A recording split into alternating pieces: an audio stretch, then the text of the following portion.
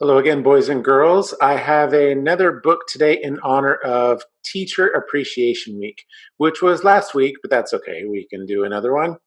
This book should make you appreciate your teachers even more. It is about everybody's not so favorite substitute teacher, Miss Viola Swamp. This is from the Miss Nelson collection, and we are reading Miss Nelson is Missing by Harry Allard and James Marshall.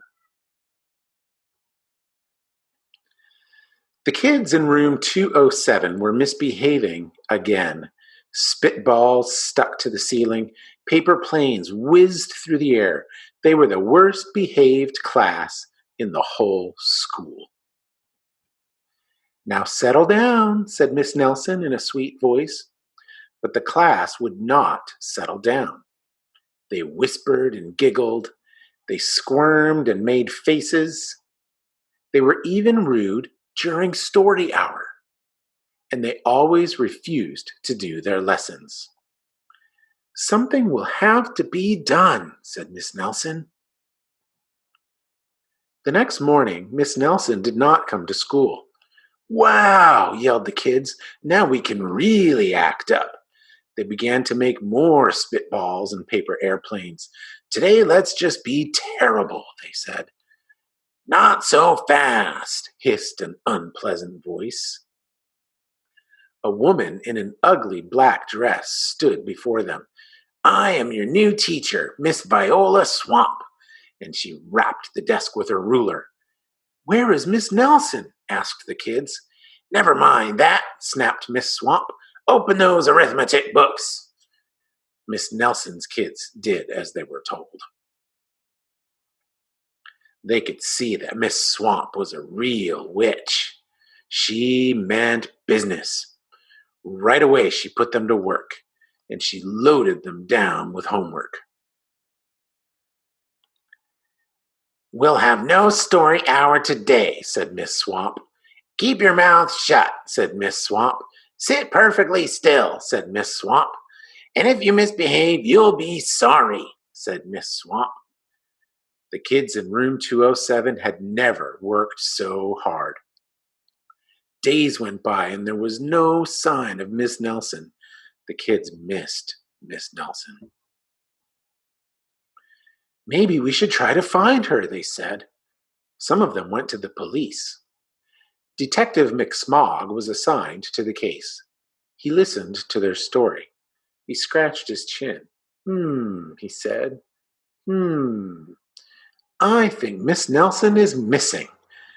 Detective McSmog would not be much help. Other kids went to Miss Nelson's house. The shades were tightly drawn and no one answered the door. In fact, the only person they did see was the wicked Miss Viola Swamp coming up the street. "If she sees us, she'll give us more homework." They got away just in time. "Maybe something terrible happened to Miss Nelson. Maybe she was gobbled up by a shark," said one of the kids. But that didn't seem likely. "Maybe Miss Nelson went to Mars," said another kid. But that didn't seem likely either. "I know," exclaimed one know-it-all. "Maybe Miss Nelson's car was carried off by a swarm of angry butterflies." But that was the least likely of all. The kids in room 207 became very discouraged. It seemed that Miss Nelson was never coming back, and they would be stuck with Miss Viola Swamp forever. They heard footsteps in the hall. "Here comes the witch," they whispered.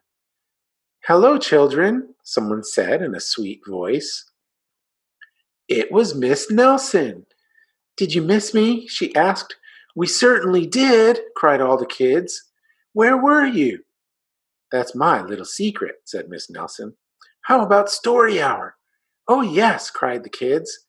Miss Nelson noticed that during story hour, no one was rude or silly. "What brought about this lovely change?" she asked. "That's our little secret," said the kids.